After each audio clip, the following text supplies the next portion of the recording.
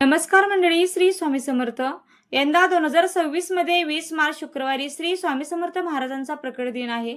स्वामींच्या प्रकट दिनानिमित्ताने 7 दिवसाचे गुरुचरित्र पारायण कसे करावे, कधी करावे, गुरुचरित्र पारायण करत असताना रोज किती अध्याय वाचावेत, नियम काय पाळावेत, या पारायण काळामध्ये काय खावे, काय खाऊ नये, जर उपवास आला तर, मासिक पाळी विटाळ आला तर, तसे संकल्प कसा करावा, पूजा मांडणी कशी करावी, तुमचं घर छोटं आहे, तुम्ही पूजा मांडणी करू शकत नाही, तर पूजा मांडणी न करता गुरुचरित्राचं पारायण कसं करावं, आणि सर्वात महत्त्वाचं, अतिशय साध्या सोप्या पद्धतीने गुरुचरित्र पारायणाचे उद्यापन कसे करावे. उद्यापनाला जर तुम्हाला एखादं जोडपं नाही मिळालं तर जोडप्याविना आपण उद्यापन कसे करू शकतो, अशी सगळी माहिती या व्हिडिओमध्ये मी तुमच्यासोबत शेअर करणार आहे. त्यामुळे व्हिडिओ स्किप न करता शेवटपर्यंत पहा. तर बघा, 20 तारखेला स्वामी समर्थ महाराजांचा प्रकट दिन आहे. तर 20 तारखेला उद्यापन येईल. याप्रमाणे आपल्याला गुरुचरित्र पारायणाला सुरुवात करायची आहे. म्हणजे या पारायणाची समाप्ती 7व्या दिवशी, म्हणजे प्रकट दिनाच्या दिवशी पारायणाचा 7वा दिवस यावा, याप्रमाणे आपल्याला सुरुवात करायची आहे. आता ज्या दिवशी तुम्ही पारायण सुरुवात करणार आहात, समजा तुम्हाला गुरुचरित्र पारायण सप्ताह काळामध्ये जर पारायण करणे शक्य नाही झालं तर तुम्ही अगोदर सुद्धा पारायण केलं तरी सुद्धा चालू शकतं. बऱ्याच जणांची मासिक पाळी असते, कोणाचं कुठे जायचं यायचं काही ठरलेलं असेल, तर तुम्ही जेव्हा कधी व्हिडिओ बघाल तर त्या दिवसापासून, त्या वेळेपासून तुम्ही पारायणाला सुरुवात केली तरी सुद्धा चालू शकतं. बघा, तसं म्हटलं तर गुरुचरित्र पारायणाची सुरुवात जी आहे तर ती शनिवारी करावी आणि त्याची समाप्ती आहे ती शुक्रवारी करावी. पण बघा, गुरुचरित्र ग्रंथामध्ये सांगितलेलं आहे, मन असता पवित्र सदा सर्व काळ वाचावे श्री गुरुचरित्र. तुमचं मन पवित्र आहे, गुरुचरित्र वाचनाची तुम्हाला ओढ लागलेली आहे, यापेक्षा मोठे दुसरं काहीही नाही. आणि ज्या दिवशी तुम्हाला वाटेल की मला आजपासून गुरुचरित्र पारायणाला सुरुवात करायची आहे, तर त्या दिवसापासून तुम्ही सुरू करू शकता, काहीही हरकत नाही. आपल्या मनामध्ये येणं की मला गुरुचरित्र पारायण करायचं आहे, ही सुद्धा महाराजांचीच कृपा आहे. कारण महाराजांच्या कृपेशिवाय ही गोष्ट आपल्या मनामध्ये सुद्धा येत नाही. कारण गुरुचरित्र पारायण करण्यासाठी कित्येक जन्माचं पुण्य लागतं आणि तोच व्यक्ती गुरुचरित्र पारायण हे करू शकतो असं म्हटलं जातं. आणि त्यामुळे जेव्हा तुमच्या मनामध्ये येईल तेव्हा तुम्ही गुरुचरित्र पारायणाला त्या दिवशी तुम्ही सुरुवात करू शकता. आता गुरुचरित्र पारायण तुम्ही पहाटेपासून ते सायंकाळपर्यंत कधीही वाचू शकता. फक्त दुपारी 12 ते 12:30 या वेळेमध्ये गुरुचरित्राचं पारायण हे करू नका, कारण ही दत्त महाराजांची भिक्षा मागण्याची वेळ आहे. पण बघा, ज्यांना दिवसभरामध्ये शक्य नाही तर त्यांनी संध्याकाळी 9 वाजण्याच्या अगोदर तरी गुरुचरित्र पारायण हे आवश्यक वाचावे. आता 7 दिवसाचे आपण पारायण करत असताना पहिल्या दिवशी 1 ते 9 अध्याय आपल्याला वाचायचे आहेत, आणि दुसऱ्या दिवशी 10 ते 21 अध्याय वाचायचे आहेत, तिसऱ्या दिवशी 22 ते 29 अध्याय हे वाचायचे आहेत, चौथ्या दिवशी 30 ते 35 अध्याय वाचायचे आहेत, पाचव्या दिवशी 36 ते 38 अध्याय वाचायचे आहेत, 6व्या दिवशी 39 ते 43 अध्याय वाचायचे आहेत, आणि 7व्या दिवशी म्हणजे समाप्तीच्या दिवशी 44 ते 53 अध्याय वाचून आपल्याला गुरुचरित्र पारायणाची सांगता म्हणजे समाप्ती करायची आहे. आता गुरुचरित्र पारायण 7 दिवसाचे करत असताना आसन 7 दिवस एकच ठेवायचे, जागा 7 दिवस एकच ठेवायची, आणि वाचनाची वेळ सुद्धा 7 दिवस एकच ठेवण्याचा प्रयत्न करायचा. आता हा कधीतरी बघा, जर अडचण आली, जमलं नाही तर काही हरकत नाही, पण आज सकाळी वाचलं, उद्या दुपारी वाचलं, परवा सायंकाळी वाचलं, अशा पद्धतीने पारायण करायचं नाही. अशा पारायणाला काहीही अर्थ नाही. महिला, पुरुष, मुलं, मुली, अगदी प्रत्येक जण गुरुचरित्राचं पारायण हे करू शकतात. पारायण करताना आपलं शरीर, मन स्वच्छ ठेवायला हवं, चांगले विचार मनामध्ये ठेवायचे आहेत. पारायण करताना शक्यतो पांढरे वस्त्र म्हणजे शुभ्र वस्त्र परिधान करा, आणि ते नसेल तर स्वच्छ वस्त्र परिधान करावे. म्हणजेच काय, तर महिलांनी पाळीमध्ये घातलेले वस्त्र आपल्याला पारायण करताना घालायचे नाहीत, ही गोष्ट मात्र लक्षात ठेवा. महिलांनी आपल्या कपाळाला हळदी कुंकू लावावे. पुरुष पारायण करत असतील तर कुंकू लावायचं, भस्म आवश्यक लावावा. भस्म लावल्याने आपल्या शरीराची शुद्धी ही होत असते. आता पारायणाला बसताना जर तहान लागत असेल तर तांब्याभर पाणी जवळ घेऊन बसावे. सारखं सारखं वाचन करताना उठू नका. वाचन मनोभावे करावं, फार मोठ्याने नाही, अगदी मनात पण नाही, आणि हळुवारपणे आपण जसे बोलतो आपल्याला ऐकू येईल अशा पद्धतीने आपण वाचन करावं. आता एवढ्या आवाजात आपण वाचन करायचं. वाचन सुरू असताना जर समजा लघुशंकेसाठी उठावं लागलं पाय धुवायचे, गोमूत्र आपल्या अंगावर शिंपडायचं आणि मग पुन्हा वाचनाला बसायचं. पारायण काळात गोमूत्राचा आपल्या घरामध्ये जास्तीत जास्त वापर करावा. सकाळ संध्याकाळ आपल्या घरामध्ये गोमूत्र शिंपडायचं, पूजेच्या ठिकाणी शिंपडावं, घरातील सर्व सदस्यांच्या अंगावर शिंपडायचं आहे. बघा, पारायण सुरू करण्या अगोदर 1-2 दिवस अगोदर जेव्हा जमेल तेव्हा 4 कुत्री आणि 1 गाय यांना गव्हाच्या पोळीचा घास आवश्यक द्यायचा, म्हणजे चपातीचा. आता 7 दिवसाचं गुरुचरित्र पारायण करत असताना पूजा मांडणी जर तुम्हाला करायची असेल, तुमचं घर जर मोठं आहे, तुम्हाला जर पूजा मांडणी वगैरे करायला आवडत असेल, तर तुम्ही पूजा मांडणी करा आणि तिथे बसून तुम्ही 7 दिवस गुरुचरित्र पारायण करा. पण समजा तुमची एकच रूम आहे, घरात लहान बाळ आहे, तर ती पूजा मांडणी तो बाळ ठेवत नाही आणि मग अशा वेळेला देवघरासमोर बसून तुम्ही पारायण केलं तरी सुद्धा चालतं. पारायण करताना फक्त दिवा लावलेला असावा, धूप अगरबत्ती लावलेली असावी आणि समोर आसन घेऊन आपण पारायण करायचं आहे. फक्त देवघराच्या आजूबाजूला एखादा पाट किंवा चौरंग ठेवायचा, त्यावरती पिवळं वस्त्र अंथरावे आणि त्यावरच आपल्याला 7 दिवसासाठी आपला गुरुचरित्र ग्रंथ ठेवायचा आहे. आणि तो कसा ठेवायचा ते देखील पाहूया. बघा, चौरंग किंवा पाट चालेल. गुरुचरित्राच्या पोथीला आसन देण्यासाठी आता पूजा मांडणी केली असेल तर मुख्य पूजेच्या समोर चौरंग किंवा पाट मांडावा आसन म्हणून आणि त्यावरती एखादं स्वच्छ वस्त्र अंथरवावे. त्यावरती थोड्याशा अक्षदा ठेवाव्या. गुरुचरित्राची पोथी ठेवायची, पोथीचे पंचोपचारे पूजन करायचं. आता पंचोपचारे पूजन म्हणजे काय, तर हळदी कुंकू गंध अक्षदा फुले व्हायची, पोथीचं पावित्र्य जपायचं. रोज हळदी कुंकू अक्षदा फुले वाहून पूजा करून मगच आपण वाचन सुरू करायचं. वाचन झाल्यानंतर वस्त्रामध्ये रोज पोथी झाकून ठेवायची. पोथी आसनावर ठेवूनच आपण वाचन करावं. हातामध्ये पोथी घेऊन वाचन करू नये. पोथी सारखी सारखी हलवायची नाही. वाचताना थोडीफार पोथी हलली तर काही हरकत नाही, परंतु पोथी उचलून घेऊ नका आणि अशा पद्धतीने आपल्याला पोथी पूजन हे करून घ्यायचं आहे. आता 7 दिवसाचं गुरुचरित्र पारायण करत असताना पूजा मांडणी जर तुम्हाला करायची असेल तर एखादा चौरंग किंवा पाट घ्यायचा, त्यावरती वस्त्र अंथरायचं. पिवळं वस्त्र असेल तर अतिशय उत्तम. त्यावरती दत्त महाराजांचा फोटो ठेवायचा भिंतीला टेकून. तुमच्याकडे दत्त महाराजांचा फोटो नसेल तर स्वामींचा फोटो ठेवू शकता. स्वामींची मूर्ती असेल, दत्त महाराजांची मूर्ती असेल तर ती देखील ठेवू शकता.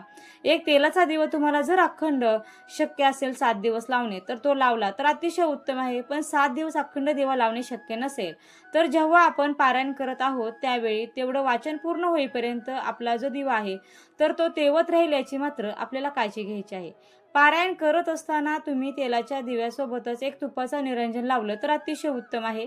पारायण पूर्ण होईपर्यंत अगरबत्ती सुद्धा आपल्याला सुरू ठेवायची आहे. बसण्यासाठी एक आसन घ्यायचं आहे. सुरुवातीला महाराजांचं स्मरण करायचं. श्री स्वामी समर्थ किंवा श्री गुरुदेव दत्त या मंत्राचा 11 वेळा किंवा 1 माळ जप करायचा आणि त्या दिवशीचे जे काही आपले अध्याय आहेत ते वाचायला आपल्याला सुरुवात करायची आहे.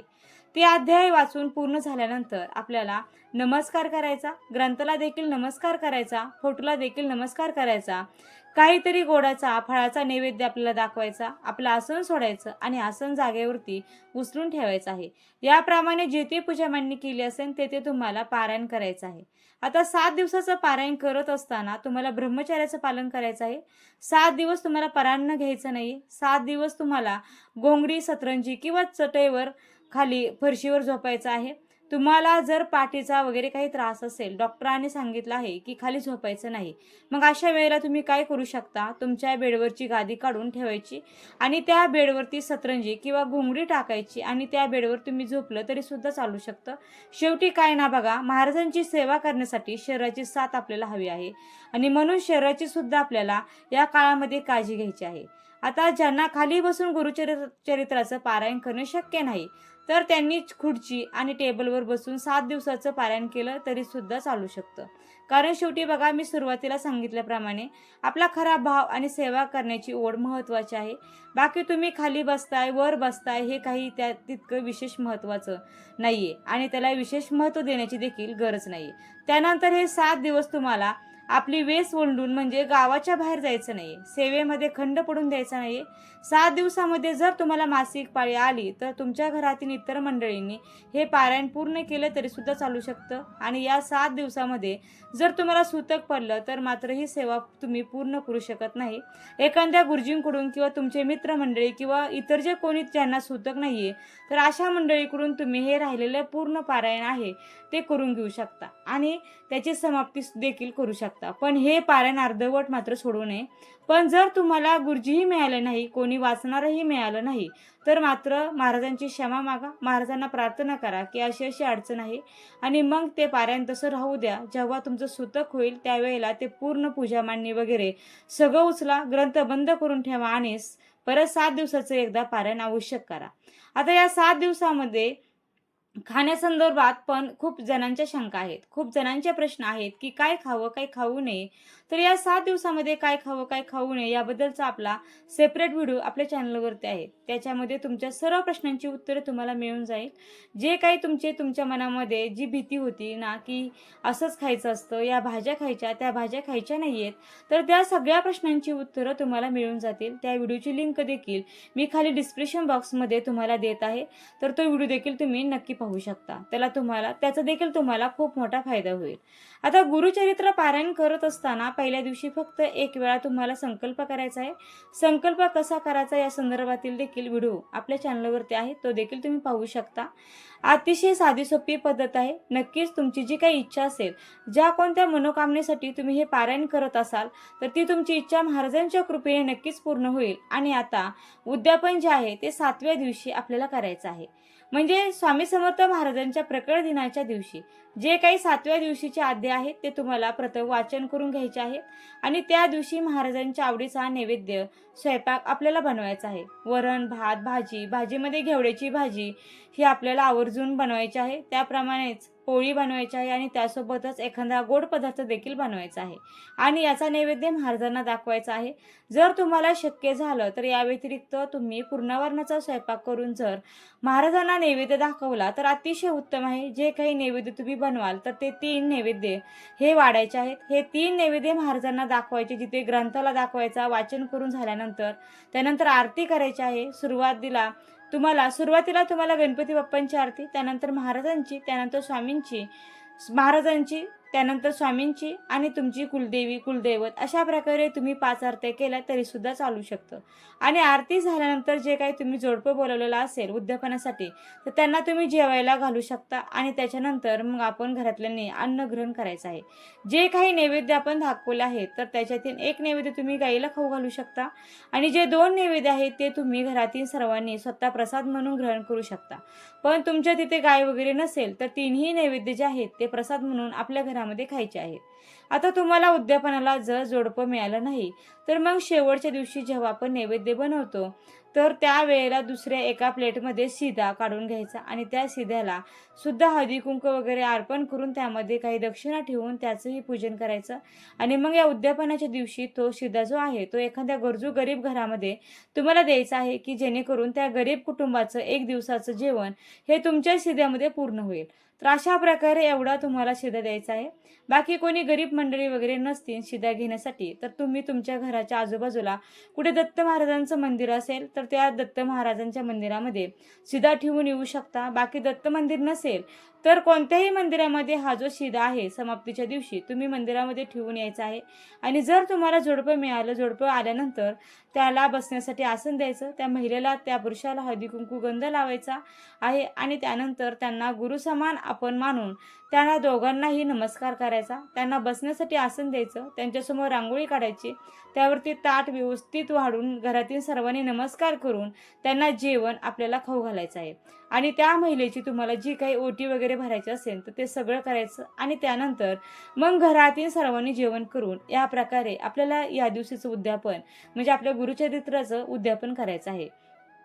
आणि उद्यापन झाल्यानंतर त्याच दिवशी पूजा मांडणी उचलायची नाही. उद्यापनाच्या दुसऱ्या दिवशी तुम्हाला पूजा मांडणी उचलायची आहे. उद्यापनाच्या दुसऱ्या दिवशी म्हणजे 21 तारखेला सकाळी स्नान वगैरे करून घ्यायचं, स्वच्छ धुतलेली कपडे घालायची, जिथे पूजा मांडणी आहे तिथे दिवा लावायचा, काहीतरी गोडाचा साखरेचा नैवेद्य आपल्याला दाखवायचा आहे, हळदी कुंकू वगैरे अर्पण करायचं, गंध अक्षता अर्पण करायच्या, धूपदीप दाखवायचं. काही चूक झाली असेल तर त्याबद्दल महाराजांना माफी मागायची आणि जी पूजा मांडणी आहे ती आपल्याला उचलून घ्यायची आहे. तर अशा पद्धतीने या व्हिडिओमध्ये मी तुमच्यासोबत 7 दिवसाचं पारायण करत असताना रोज किती अध्याय वाचायचे, पूजा मांडणी कशी करायची, काय खावं काय खाऊ नये त्याचबरोबर नियम संकल्प, मासिक पाळी विटाळ उद्यापन कसं करावं, अगदी उत्तर पूजा कशी करावी, ही सुद्धा माहिती तुमच्यासोबत शेअर केलेली आहे. तरी अजून काही तुम्हाला प्रश्न असतील तर खाली कमेंट बॉक्समध्ये नक्की विचारू शकता. बाकी तुम्ही जर हा पूर्ण व्हिडिओ व्यवस्थित बघितला तर तुमच्या मनामध्ये एकही प्रश्न हा तुमच्यासाठी राहणार नाही. तसेच बघा, बऱ्याच महिलांना असा देखील प्रश्न असतो किंवा पडतो की अशी कमेंट देखील येते की महिलांनी गुरुचरित्र पारायण करू नये. तर असं म्हटलं जातं, पण काय करावं? तर बघा, दत्त महाराज हे आपले गुरु आहेत. गुरुर ब्रह्मा गुरुर विष्णू गुरुर्देव महेश्वरा गुरु साक्षात परब्रह्म तस्मै श्री गुरुवे नमः. तर आपल्या या परब्रह्माची आपली आई वडील, आपले भाऊ बहीण बंधू सखा असणाऱ्या आपल्या गुरूंची सेवा करण्यासाठी महिला काय, पुरुष काय, मुलं काय, मुली काय, अगदी प्रत्येक जण आपल्या गुरुप्रती सेवा करू शकतात. फक्त मन पवित्र असायला पाहिजे, गुरुप्रती आपली दृढ श्रद्धा असायला हवी, खरी भक्ती असायला हवी. तेव्हा आपल्या मनामध्ये असा विचार सुद्धा येणार नाही की मी पुरुष आहे किंवा मी महिला आहे आणि मी हे करू शकते का, मी काही करू शकत नाही. फक्त त्या सेवेची ओढ असायला हवी, महाराजांची ओढ असायला हवी. त्यामुळे तुम्ही प्रत्येकजण गुरुचरित्र पारायण हे करू शकता. आणि गुरुचरित्र पारायण करत असताना खूप अवघड नियम आहे, हा सुद्धा एक भ्रम आहे ना, तुम्ही डोक्यातून काढून टाका. कारण कोणतेही गुरु आणि कोणतेही देव कधीही कोणाला शिक्षा करत नाही. अहो, फक्त तुम्ही एक वेळा जरी श्री स्वामी समर्थ म्हटलात, एक वेळा जरी तुम्ही ज्याही देवांची भक्ती करता त्यांचं नाव जरी घेतलं ना, तर अगदी व्याजासकट वेळ आल्यानंतर ते देव, ते गुरु तुम्हाला त्याची परतफेड करतात. म्हणजे तुम्ही त्यांचं एक वेळा घेतलेलं नाव सुद्धा ते ठेवून घेत नाहीत, ते फक्त देण्यासाठी त्यांचे हात आहेत, घेण्यासाठी नाहीत. आणि म्हणून मग असे गुरु, असे देव तुम्हाला शिक्षा तरी कशाला देतील? पण हो, तुम्ही जर जाणून बुजून तुम्ही नकळतपणे मुद्दामहून जर काही चुका करत असाल तर त्याची शिक्षा 1000 पटीने जास्त तुम्हाला भोगावी लागणार आहे. कारण ते तुमचे वाईट कर्म आहेत. कारण तुम्ही जाणून बुजून ती चूक केलेली आहे आणि मग याची शिक्षा तुम्हाला 100% मिळणारच आहे. आणि ते देव देणार नाही तर तुमचे कर्म तुम्हाला ती शिक्षा देणार आहे, ही गोष्ट मात्र लक्षात ठेवा. तर बघा, या सप्ताह काळामध्ये तुम्हाला जर गुरुचरित्र पारायण करणं शक्य नसेल तर आपण सप्तशती गुरुचरित्र किंवा दुसऱ्या इतर कोणत्या सेवा महाराजांच्या करू शकतो, हे सुद्धा व्हिडिओ मी तुमच्यासोबत शेअर करणार आहे. व्हिडिओ आवडला असेल तर व्हिडिओला नक्की लाईक करा, शेअर करा आणि चॅनलला सबस्क्राईब करायला मात्र विसरू नका. व्हिडिओ शेवटपर्यंत पाहिल्याबद्दल अगदी मनापासून तुमची खूप खूप आभारी आहे. धन्यवाद. श्री स्वामी समर्थ. जय जय स्वामी समर्थ. रामकृष्ण हरी. जय जय रामकृष्ण हरी.